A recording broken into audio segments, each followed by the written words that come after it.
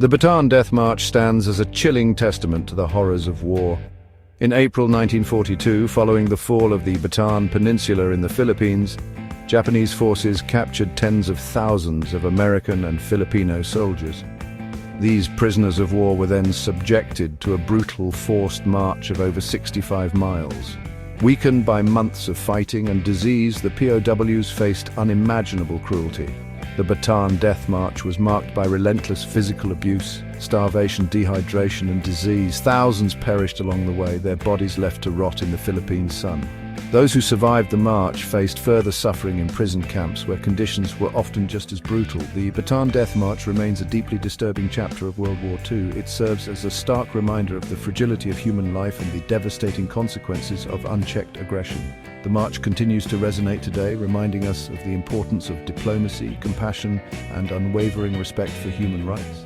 It is a story that must be told and retold, ensuring that such atrocities are never forgotten and, hopefully, never repeated. The Bataan Death March was the tragic culmination of months of fierce fighting in the Philippines. Following the Japanese attack on Pearl Harbor in December 1941, Imperial Japanese forces quickly moved to seize control of Southeast Asia. The Philippines, an American Commonwealth at the time, became a key strategic target. American and Filipino forces, though heavily outnumbered and outgunned, mounted a determined defense of the islands. Under the leadership of General Douglas MacArthur, Allied forces retreated to the Bataan Peninsula, a heavily forested area northwest of Manila. For months they held out against relentless Japanese assaults. However, disease, dwindling supplies, and constant bombardment took a heavy toll. By April 1942, with their situation desperate, American and Filipino commanders recognized the inevitability of surrender. The fall of Bataan on April 9, 1942, marked a dark day for the Allied forces in the Pacific. Little did the surrendering soldiers know that their ordeal was far from over.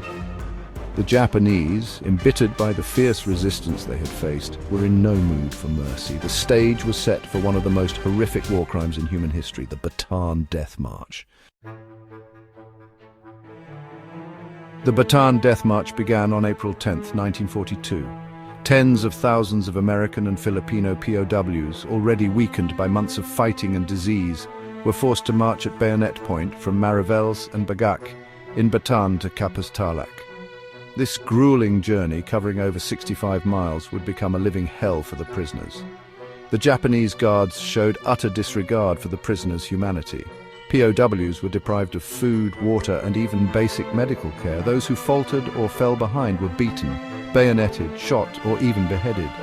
The scorching tropical sun beat down relentlessly, exacerbating the prisoners' suffering from dehydration and exhaustion. Many succumbed to heat stroke, while others collapsed from sheer exhaustion, only to be trampled underfoot by their fellow prisoners. The road became littered with the bodies of the dead and dying, a grim testament to the barbarity unfolding. The Bataan Death March was not simply a forced march, it was a calculated act of cruelty, designed to break the spirit of the prisoners and instill terror in their hearts.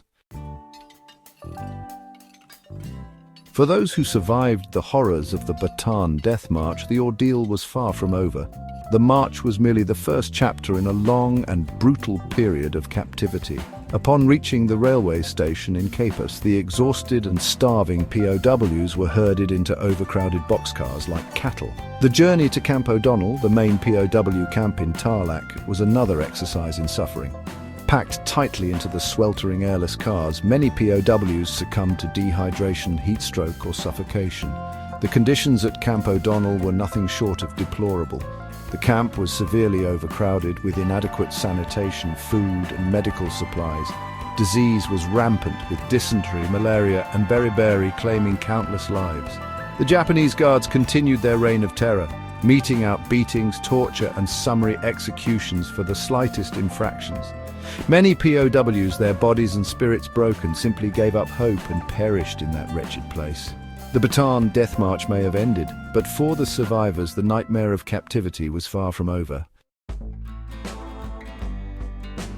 The Bataan Death March, a horrific testament to the brutality of war, left an enduring scar on the lives of thousands of American and Filipino families. In the aftermath of World War II, the world grappled with the enormity of the atrocities committed.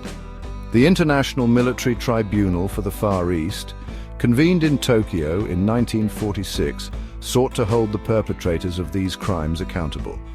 Several Japanese military leaders were tried for war crimes related to the Bataan Death March, including General Masaharu Homma, commander of the Japanese forces in the Philippines. Homma was found guilty of failing to prevent the atrocities and was executed by firing squad in 1946. While trials and convictions provided a measure of justice, they could not erase the suffering endured nor fully compensate for the lives lost. In the decades since, the Bataan Death March has been commemorated through memorials, museums, and annual events. The Kapus National Shrine, located on the site of the former Camp O'Donnell, stands as a solemn reminder of the sacrifices made by those who endured the march and captivity. Every year, veterans, families, and dignitaries gather to honor the memory of those who perished and to pay tribute to the resilience of the survivors. The Bataan Death March was not just a historical event, it was a human tragedy of unimaginable proportions. Behind the staggering statistics lie countless individual stories of suffering, resilience, and loss. Men like Ben Steele, an American soldier who survived the march and years of captivity, bore witness to the depths of human cruelty. Steele, an artist by passion, channeled his experiences into powerful sketches and paintings, providing a visceral and haunting glimpse into the realities of the march.